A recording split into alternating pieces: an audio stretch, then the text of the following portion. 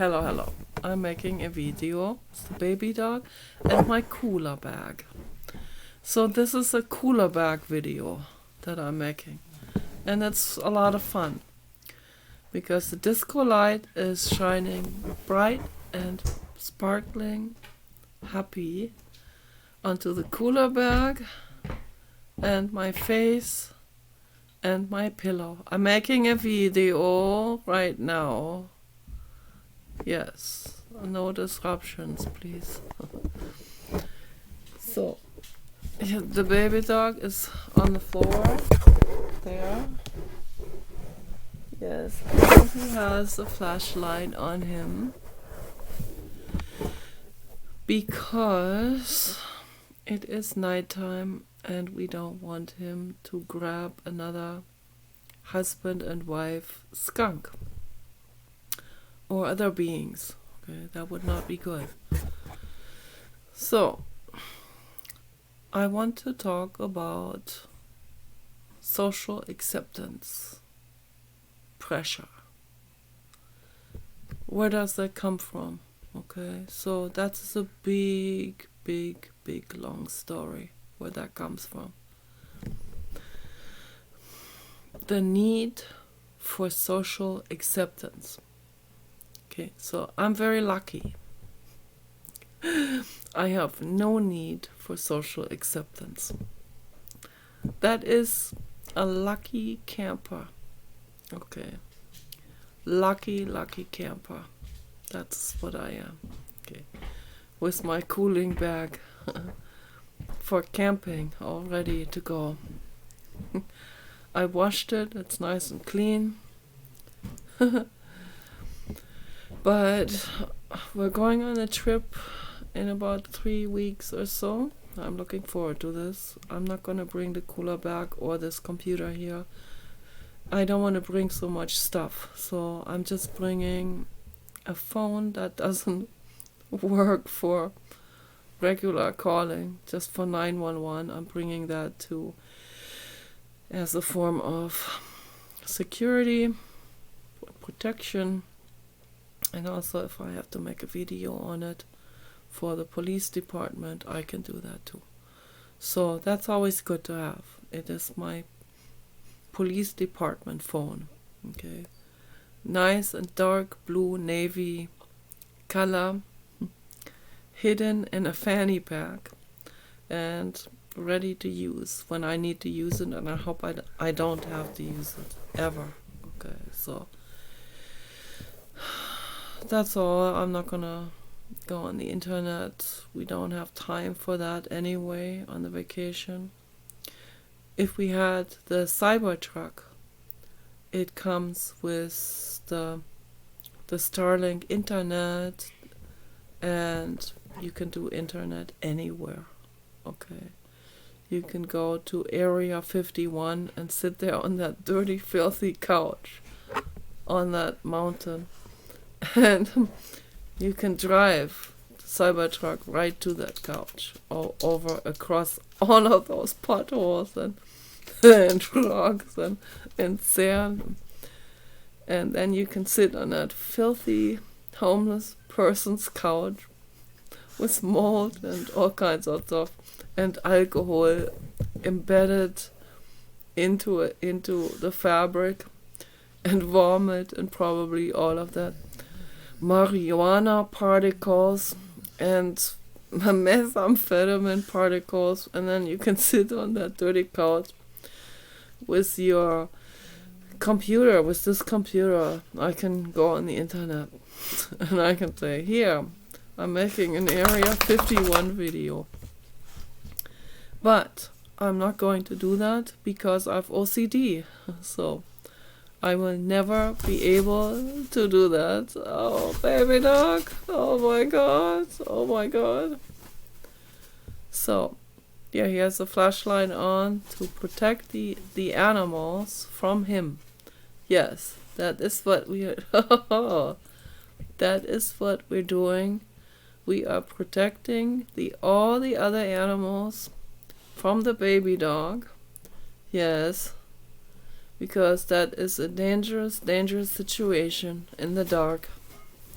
he can see everything in the dark without the flashlight. But then the animals can see him coming. And so with the flashlight, they see him coming from afar. And they have time to run. And that is good. Very, very good is that. And I recommend that to all people who have a dragon-shaped dog. Like him. Okay. And that would be good. If everyone could do this, we could save a lot of wild animals and kitty cats and some people's personal kitty cats and so on. So no kitty cat is safe from baby dog dragon without flashlight on. Okay, so that is the fact. So now with the Cybertruck, I can bring this computer here. I can do internet everywhere we go. Everywhere. That's gonna be awesome. But we can't buy the Cybertruck until we sell this house here. So, first things first, okay? Or we sell the other house. But we have to remain in California because we are tethered to that Jerry Brown insurance, okay, from California. And I'm grateful to Jerry Brown for that. Very, very grateful. Because we could never afford an expensive healthcare insurance, okay? So $2,000 per person per month. That's, I think, what my parents were paying for their insurance. Also for me, and I kept telling them, don't pay that anymore. I'm not going to a doctor anymore. So, and the few times I did go to a doctor, I paid it, and it was barely like $30 or $40, and my mother did not even hand that in to get her reimbursement because they know their business. So okay, they would raise the charges, and if you can go without any doctor visit for so long, then they will cut down on the charges. So they have their incentives, of course, But I'm glad that we quit that long time ago now, several years ago, and that I have an insurance through Paul. And so that's much, much better. And I'm grateful for that, very grateful. And I don't use it because I don't believe in the medical industry and the pharma industry. So there isn't very much holistic stuff that they have to offer. Okay, they offer whatever makes the medical industry money and the pharma industry. That's what they offer. On cost of the taxpayer. Okay, all taxpayers that paid into it in the United States. It's just a wrong system altogether. I would rather if they ended that, and I don't even have an insurance, and I don't get Jerry Brown insurance. I would still rather if they ended that, because that's a waste of taxpayers' money. Okay. So since we do have it, if I have to go to the dentist somewhere and I need to a tooth pulled, then they'll pay for that. That will be done. Okay, so I'm not gonna get dental implants because I don't think they would pay for dental implants. But I need dental implants. So some of my teeth in the back are hollowed out. And of course that hurts, and no one should be in pain. But it's been good so far. It's been fairly good. One tooth died, and I didn't even go to the dentist, so I thought when the nerve died, then I didn't have pain anymore. So yeah, and one time I was at the dentist, long time ago, when my parents were still paying for that. And I was sitting there at the dentist office and waiting for my cheek to get numb. And I was getting numb, and I was touching my cheek, and I was thinking, I couldn't help but thinking, now if my whole body was numb like that, including my brain and my anxiety level, and if everything was numb like that, then I would be happy. That would be happiness, right? So I kept yearning for that, because I'm highly sensitive to pain of all sorts. Psychological, physical, heartache, for the pigs in gestation crates. And if I didn't feel pain, then would I still be compassionate? That's the big question. That's the big question that I'm thinking about all the time. And that's why I asked Ben Goertzel, do you think that a sentient robot would have to feel pain or some level of pain in order to function properly, in order to understand someone else in depth? And he said he thinks so. He thinks that too. And I thought that at that time it was just like I was making some kind of inferences from us onto the robot. It was more like a projection, of course. And it's very difficult not to make that projection inference when we are a human and we are thinking about robot functioning like us. But do we want a robot to function like us? That's a big question. That's another question. Ethics question. I would rather not. Because if they did have pain, or some pain, then they would have that entire spectrum again of pain avoidance, social acceptance, rejection, avoidance, greed,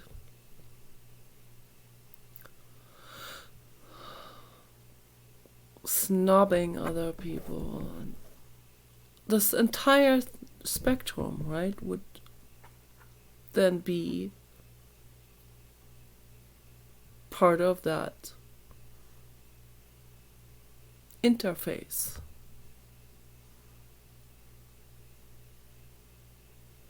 Modality, the robot, right? Robot with robot brain, and if a soul goes into that, and the soul is confronted with pain, the soul, if it's an advanced soul, the soul will of course have compassion. But if it's not an advanced soul, then there can be the same thing as in a human, right? There can be greed, there can be the need for social acceptance, which causes war.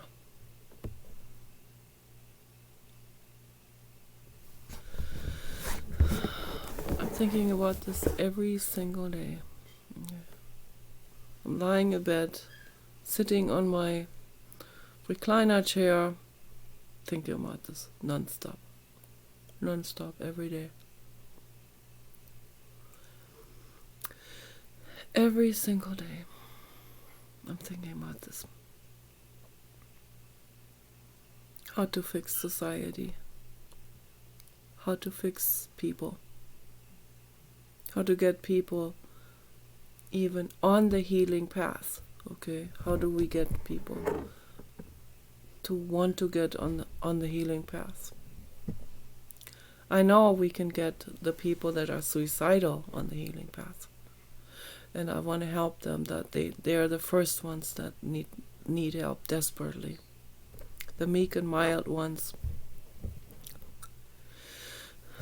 That's why Jesus Christ wanted to help the meek and mild. Okay, because they are not the perpetrators. They are the ones that are suffering. They are the ones that are willing to do anything to help others and themselves, of course. They want to improve themselves. They want to heal. They want to get better with their neuroses and stuff like that. While the perpetrator is in denial about their neurosis. The perpetrator lashes out instead of hanging their head low, instead of getting depressed and suicidal. Okay. All of them suffer. It's just a different way of dealing with the suffering.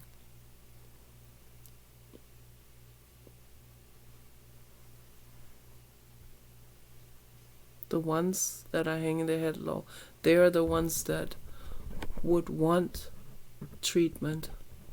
They would say, I would offer them my hand. Come with me.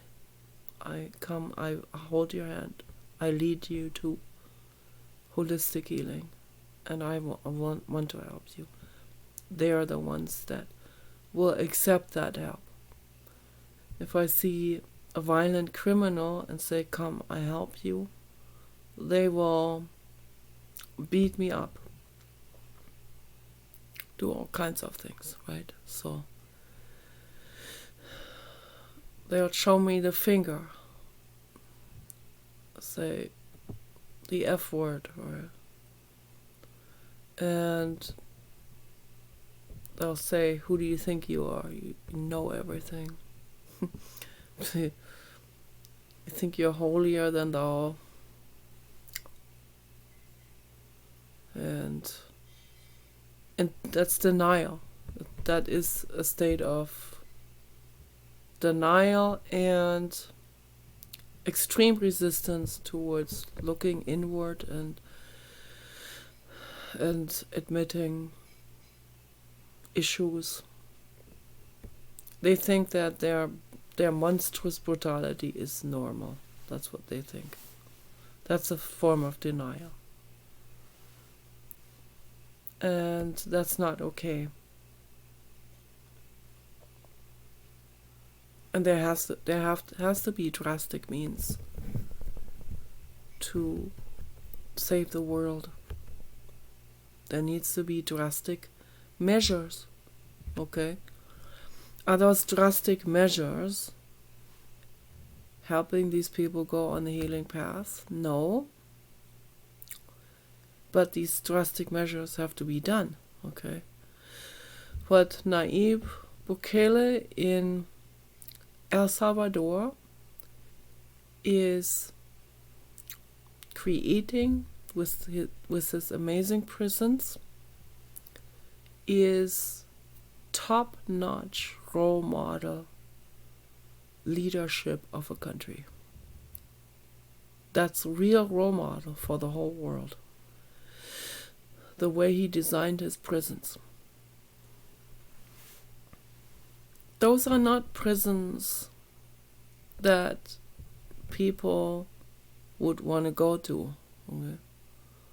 Those prisons, they mean business. Okay?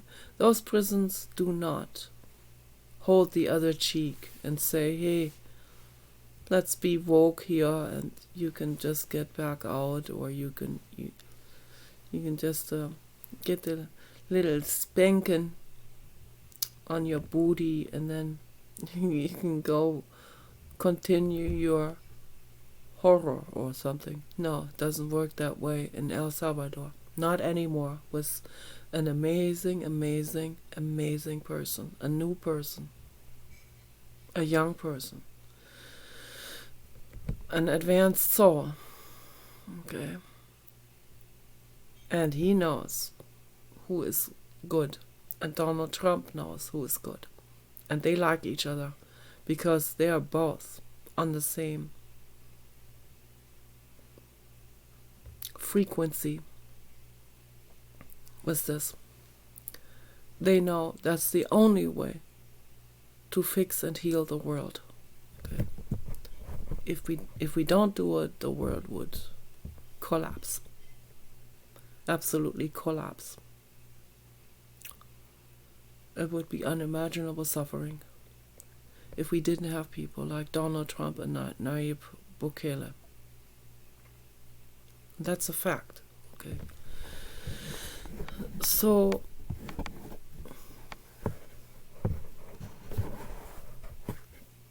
my prison idea would definitely go in that direction, but I would also add holistic healing, and I would add the inwardness meditation. So for everyone, and some people obviously they have to be mandated to do it. They're not going to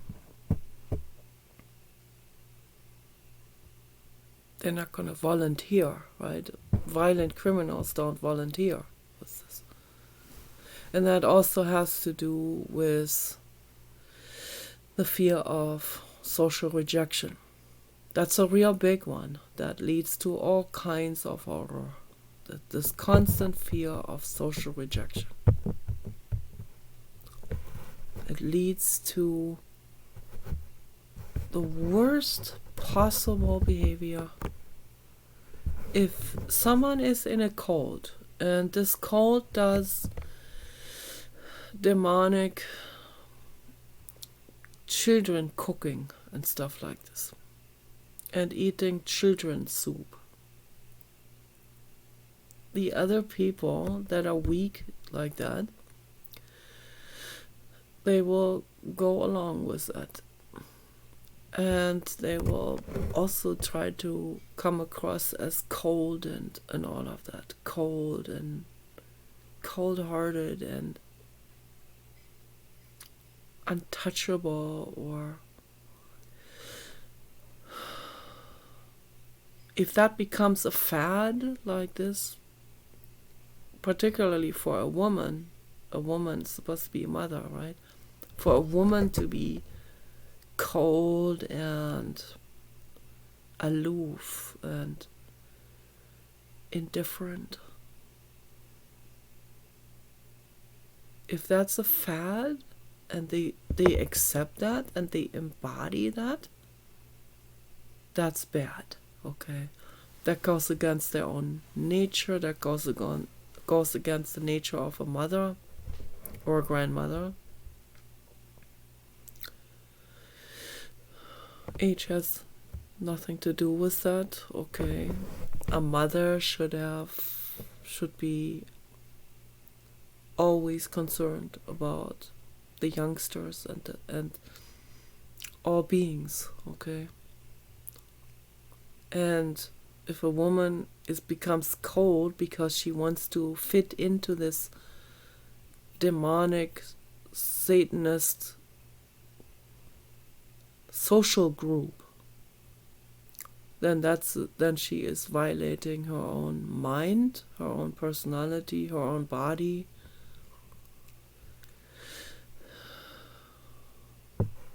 That causes insanity and also physical illness.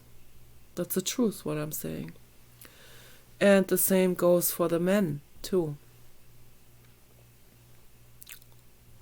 It is a misunderstanding among men. I see that on the internet. I see how they think, I see how they talk to each other. They're in a terrible, terrible draw from their society, from their tough society, like the idea of toughness. The idea of having to be masculine. And the idea of what masculinity means, their idea of it. a very warped and twisted and unnatural idea. They think being violent is masculine. No, it's not. That's just criminal. That's all it is. It's mentally ill. It's not masculine. Masculine is a man like Donald Trump, Elon Musk, Tim Ballard,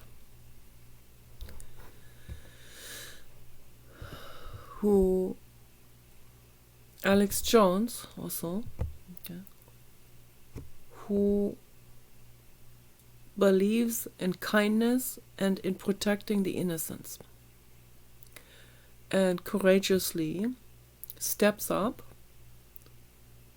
puts themselves out there,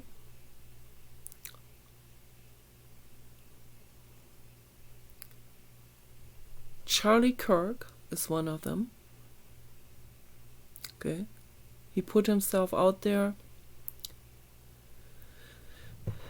courageously. He didn't even wear a bulletproof vest. I wouldn't either, because you get shot in the head, so you have to walk around like Hannibal Lecter with a bulletproof face mask all over your face, right? Where it only has the little iris openings for your eyes, and your whole face, the face is caged in with a metal. The mouth has metal cage in front of it, like Dr. Lecter. So, I mean, should we run around like that? That's ridiculous, okay? We can't even communicate to the public, particularly those people that were public speakers, like Charlie Kirk. He has helped thousands of people. He has encouraged thousands of children and teenagers and young people. A great, great advanced soul. Those are a threat to the corporate agenda mafia, of course. Anyone who is a good Samaritan is a threat to the corporate mafia. And they hired this blue follower, slave, and trained him to be a sniper. Okay. He was definitely trained for that purpose, okay? To do the dirty work for the corporate agenda, to take out such advanced souls like Charlie Kirk.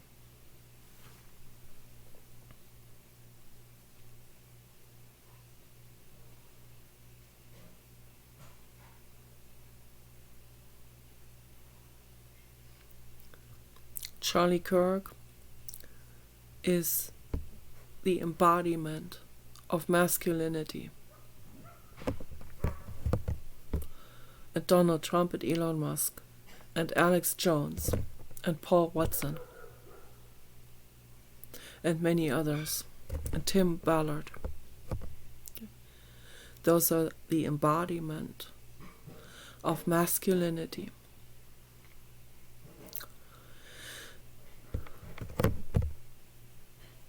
Masculinity to me is courage, number one, okay? Courage, but women can and should have courage too. But for a man to be regarded as masculine, courage is really the foundation, okay? As much as courage is the foundation for a mother animal like myself, a real feminine, divine feminine mother animal. Courage is the foundation for that. Courage is the foundation for all good, really, really good people, good, decent people, compassionate people. When people don't have courage, what can they accomplish, right? Then not much gets done in terms of fixing things. We have to have courage. When we truly love, we don't even think about fear. Love cancels out fear. When we love unconditionally and we see someone beating their dog, for example, we rush over there and confront that person. And that's what I have done. One time I was walking my grandfather's dog down the street on the sidewalk, and about 100 feet in front of me I saw an old woman walking her dog. And I have this weird thing where in some cases I can see like a minute ahead of time. I can see a scenario happening a minute ahead. That's very strange and it's not good, doesn't feel good. And I thought, I hope I'm just hallucinating this. And a minute later, she was doing exactly that, what I already saw in my mind. She was beating my dog, and I was running over there, and I confronted her and yelled at her. Full force. And I asked other people to help. Protect her dog, please, I said to other people. Please help me protect this woman's dog. The woman was beating her dog. And the people completely ignored me on the sidewalk. They just walked by.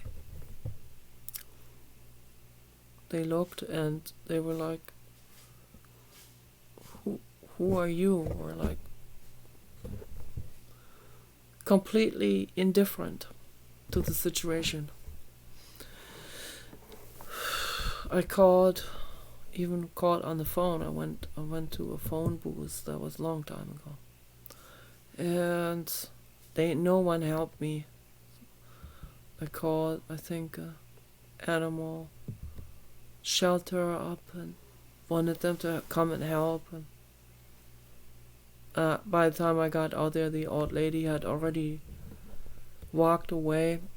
And then I was crying and someone else came out of the house. And I get very, very involved and emotionally and very, very, very, very shaken up by stuff like that.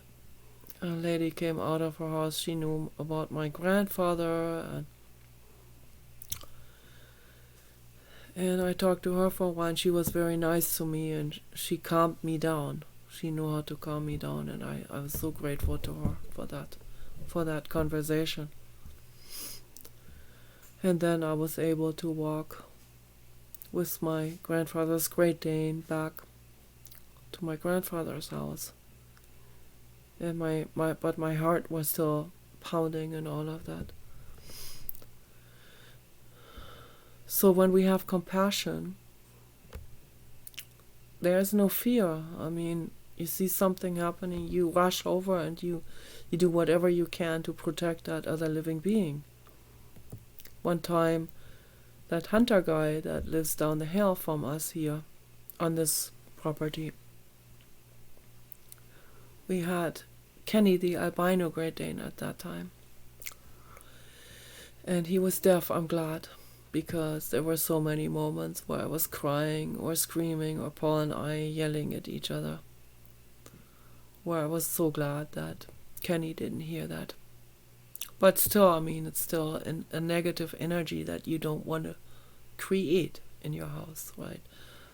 So we have to do whatever we can to create harmony.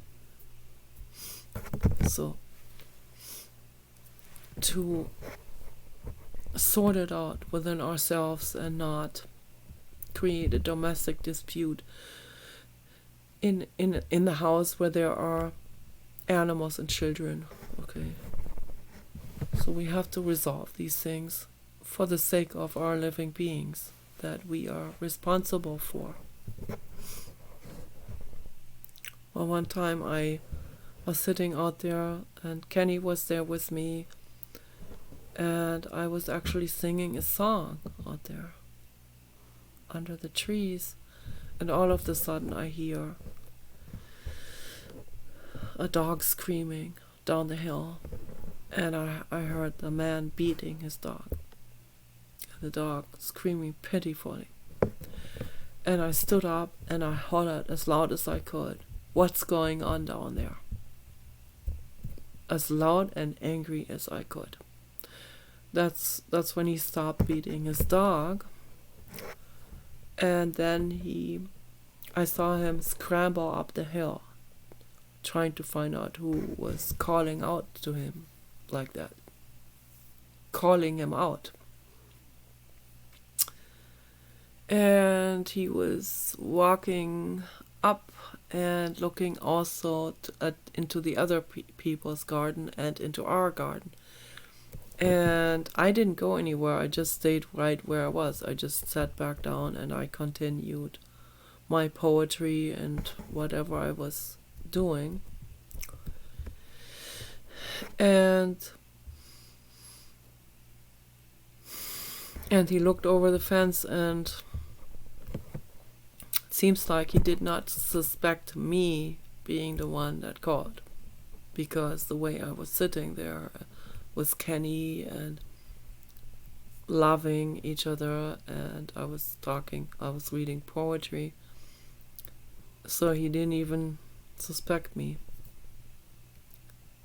I looked too much like a large child or something, but he suspected the other people from the other property, and it was and that was when they started to have a conflict with each other. Those people with that hunter guy, and the people told us also about that later on. I didn't tell them that I was the one that hollered at him, but I told them that hunter guy is absolutely an abhorrent person who is abusive to his dog and who hunts animals. He does bear trapping and all of these things. We've seen that. We even saw bear traps that were downhill on our side of the property. We barely ever go down there. I think Paul and Kenny went down there to the river.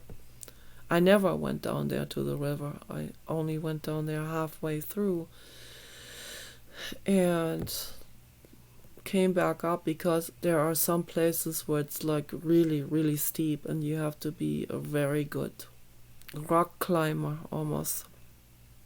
And I didn't want Kenny to hurt himself, so we went back up. But Paul, I think, went down there to river one time in the very beginning, 2010.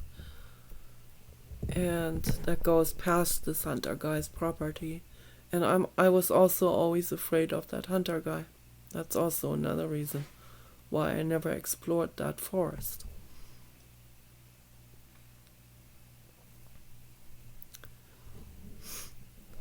So, but in a situation where we hear a dog scream, when we care, there is the moment we care and feel this compassion and the need to help, that cancels out fear. Okay, so we have to call that other person out. We have to do something. We have to interfere in any way possible, okay, to help that other living being be rescued from being beaten or abused. Very important. Or when you see someone beating their child,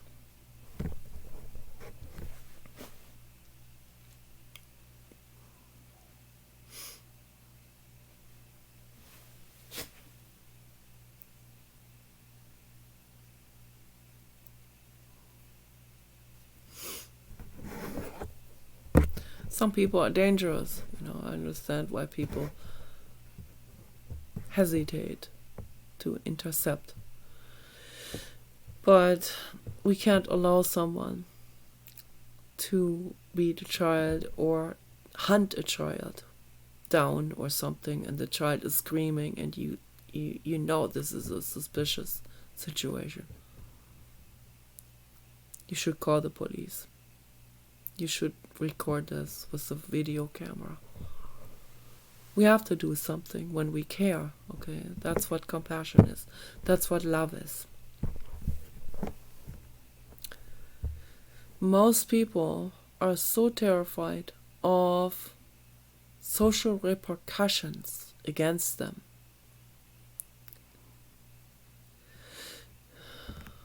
Not just fear of losing their jobs or losing customers or subscribers.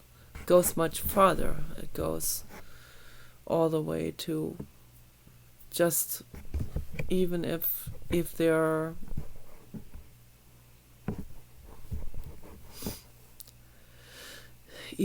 not employed in a situation where, let's say they're at a party or something and the people there don't even know them, and they still go along with satanic stuff and act like they're on board with it. Act like they're on board with Sharia law, Satanism, transgender surgeries, corporate agenda, greed, propaganda, mind control, trafficking of children and women. And these people, they become okay with this just so that the other people at that party will like them. I think about this all the time. Okay. Lie in bed, awake, thinking about this. People are afraid to that degree of social rejection that they will accept anything,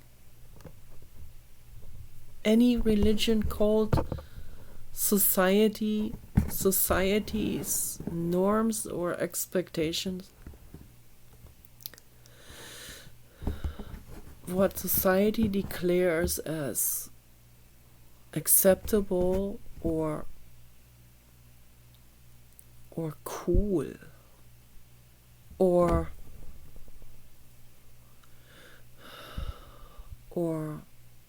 haute couture, avant-garde even, or fashionable, right? Some people think some of these things are fashionable, like a tattoo.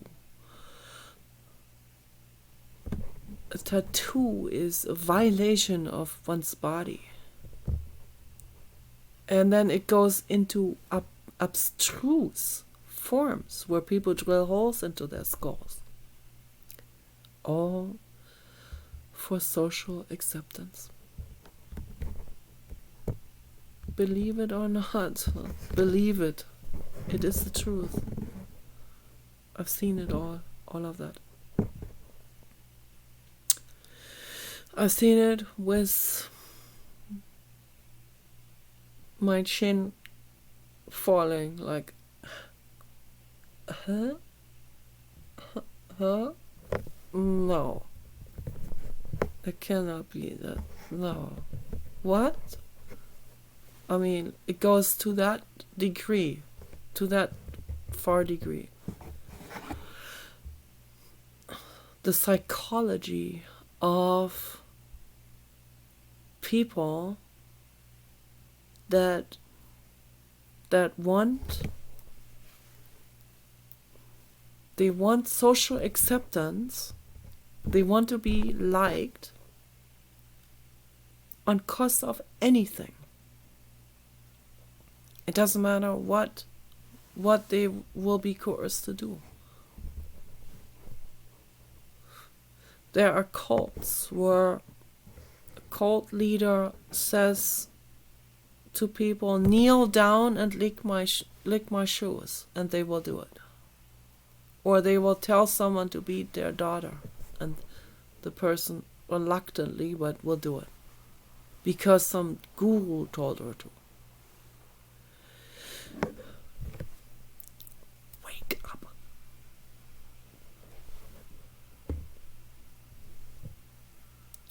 Pew. I don't know how to shake you up.